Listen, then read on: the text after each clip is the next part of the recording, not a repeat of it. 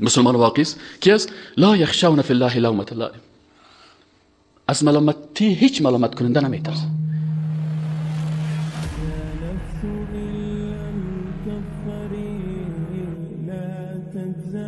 مسلمان واقعی است کی است؟ لا یخشون فی الله لومة لائم، از ملامتی هیچ ملامت کننده نمیترسه.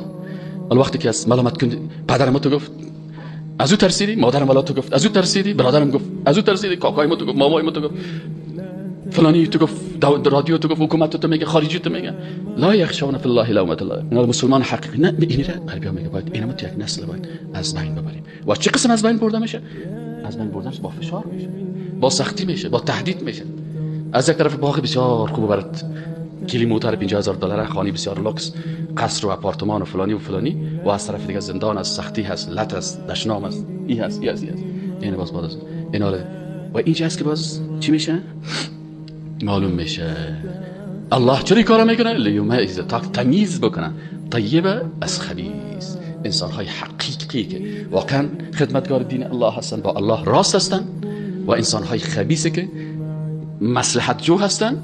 اگر مصلحتش در دین بود باز بسیار دیندار خوب است، اگر باز مصلحتش کت کافر بود باز کت ازو بسیار باز وقت کت کافر استاد میشه. پرسانش کنید چرا او وقت اوتو آلتو، باز میگن مصلحت او وقت این قسم تقاضا میکرد، مصلحت آله این تقاضا میکنن. او وقت اگه کت دین میبودی موتر $50,000 زیر پایت بود، حالا که کت کافر باشی موتر $50,000 زیر پایت.